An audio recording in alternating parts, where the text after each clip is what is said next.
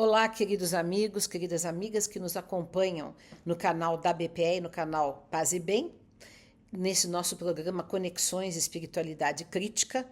E mais uma vez, nessa semana, a gente sempre faz aqui o tema que já publicou no jornal GGN, cujo link está aqui embaixo, né, para vocês lerem o texto e ouvirem também os meus comentários. O tema de hoje é, assim, uma crítica, uma leitura crítica de duas atitudes extremas que existem em relação às religiões, às espiritualidades, né?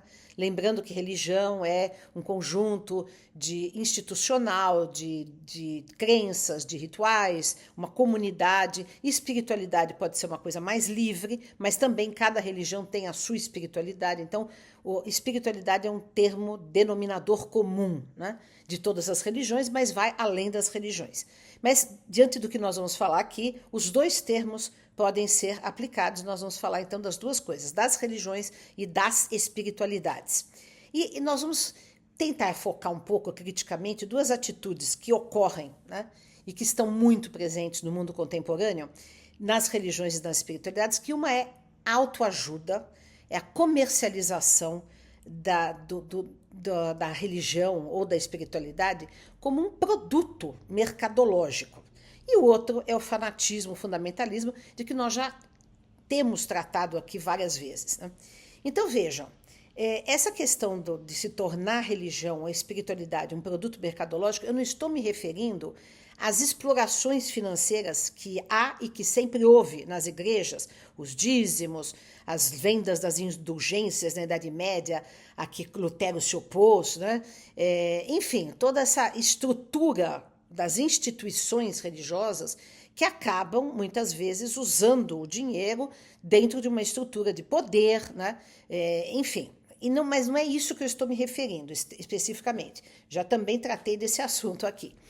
Eu estou me referindo a, de fato, essa mercantilização das ideias espirituais, ou de práticas espirituais, ou de práticas religiosas, mas que é uma mercantilização de um discurso ralo, superficial. Isso está em todas as religiões. Nós temos médiuns espíritas, monges budistas, padres católicos, pastores, tem de todas as religiões pessoas que se tornam essas lideranças que eu chamo de uma espiritualidade light, ou, como hoje se diz, gratiluz, né?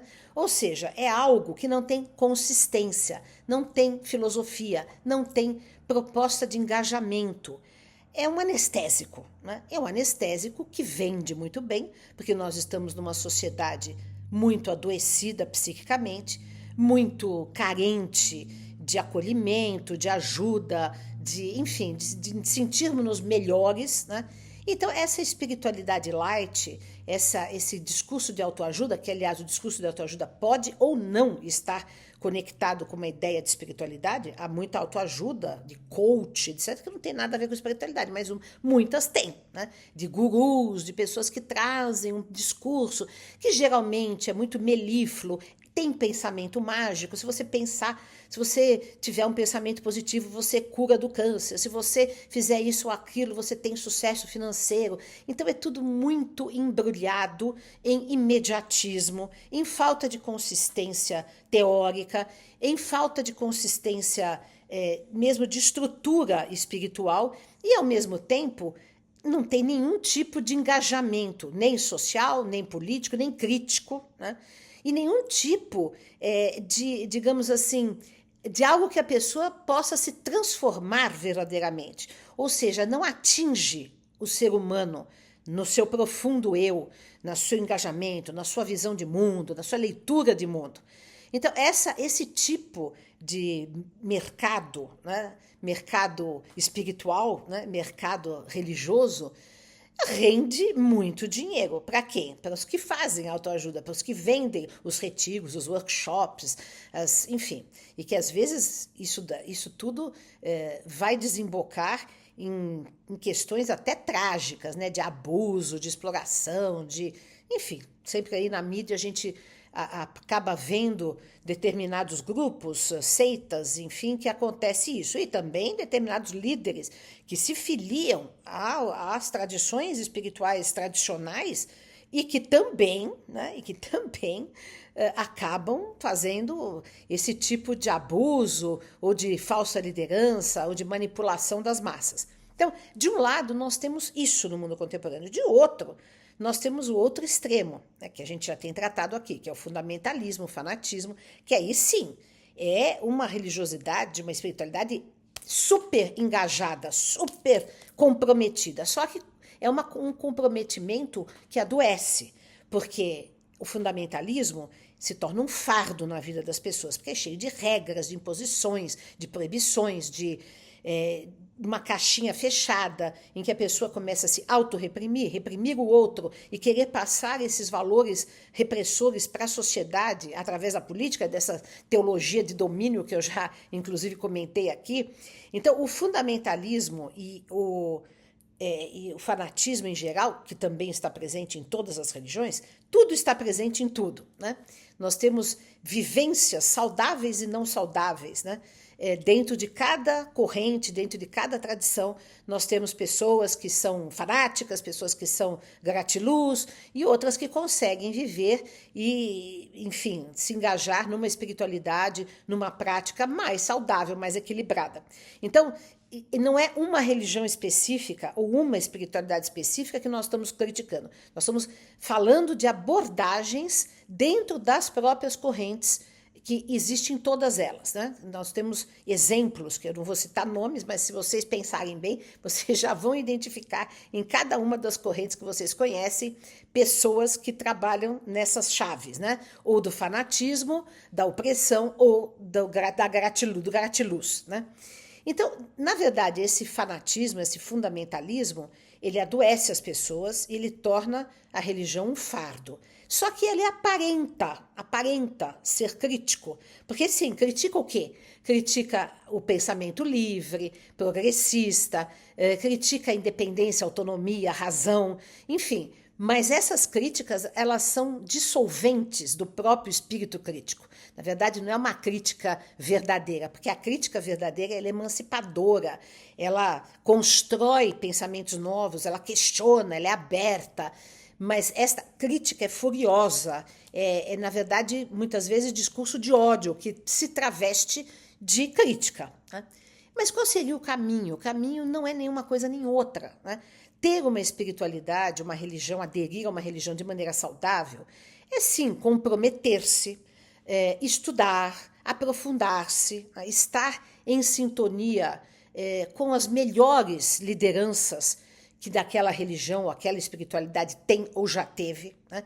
Então, vamos citar o cristianismo. Quem é a melhor liderança do cristianismo? É Jesus. Quem é a melhor liderança do budismo? É Buda, né? E assim, pode haver outros tantos que se aproximaram da vivência de um Jesus, de um Buda e de tantas outras, enfim, de tantas outras tradições.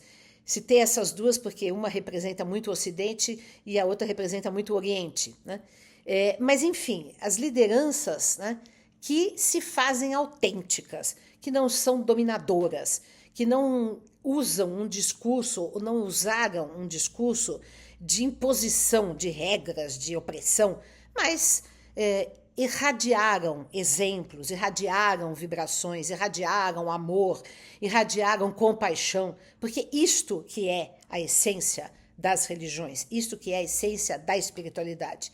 Então, ter uma espiritualidade saudável é comprometer-se para a mudança interna, para a mudança do mundo, porque também toda religião, se ela tem, e tem, todas têm, uma essência de compaixão, de fraternidade, de igualdade, isto é extremamente transformador das relações do mundo, das relações políticas, sociais, econômicas, porque este mundo que nós vivemos não tem nada disso. É um mundo de injustiça, um mundo de opressão, um mundo de castração da liberdade, um mundo de extrema violência contra o ser humano.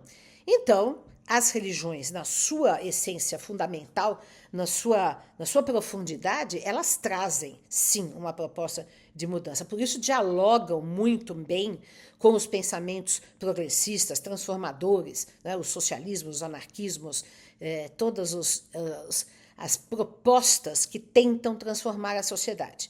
Ao invés, o fundamentalismo vai contra toda transformação, é conservador, é opressor, é castrador, né? Em todos os sentidos, do pensamento, da arte, da sexualidade, enfim, em todos os sentidos. E a espiritualidade light, gratiluz, ela é alienada, ela é anestesiada, né? É uma autoajuda mágica, né? E que serve muito bem para ajudar quem? Os próprios produtores da autoajuda, né? Os autores, os que fazem workshop, etc. Mas o que é interessante apontar é que essas duas posições, tanto a espiritualidade gratiluz quanto a religião fanática fundamentalista, servem muito bem ao status quo, né? Porque nenhuma das duas critica esse status quo, não critica o mundo como ele é para transformá-lo, né? Um anestesia e o outro quer até piorar o mundo com ditaduras, com teologias de domínio, com opressões, com leis que castram a pessoa. Por exemplo, essa semana nós estamos observando, né, várias leis que estão tentando passar no Congresso brasileiro, uma delas que já foi semi-aprovada, mas ainda está em debate, de que fica proibido qualquer porte de droga e não tem diferença entre usuário e traficante, e nós sabemos que isso redunda na prisão, no encarceramento da população negra periférica, porque o rico pode consumir tudo que ele quiser, cocaína, crack, maconha, o que for, ele nunca é preso. Agora, o periférico, o negro, se ele está com 10 gramas de maconha, ele é preso como traficante. Então, esse por exemplo, é um tema muito óbvio, de que a pessoa que é gratiluz nem se interessa por isso. O fanático fundamentalista quer mesmo todo mundo que carrega 1 grama de maconha na prisão, né? E agora, quando nós temos uma visão crítica da sociedade, a gente vai olhar para essa questão toda da droga, dos entorpecentes, de uma outra maneira, contemplando os debates sociais, políticos, quais os interesses que estão envolvidos nisso, o que se pratica de injustiça em nome desse conservadorismo, enfim. Então, é por aí que eu dei esse exemplo apenas para situar como que as coisas funcionam, né?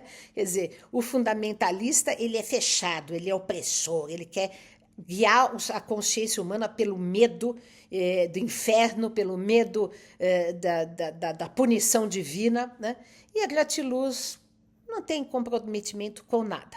Então, pensemos numa vivência espiritual, aqueles que desejam, que gostam, que precisam e que quase todos nós, ou todos nós precisamos, embora alguns não reconheçam, precisamos de uma âncora, né, de espiritualidade na vida para termos para termos mais serenidade, mais pertencimento, como eu já falei aqui também, do pertencimento às comunidades espirituais, religiosas, etc. Então, pensemos nesta maneira de viver essa espiritualidade de forma mais saudável e equilibrada, nem fanática, nem tão descomprometida. Essa é a nossa reflexão de hoje. Não se esqueçam de ler o nosso artigo aqui que está abaixo no link, no jornal GGN. E ficamos aqui até a próxima. Um abraço a todos e todas.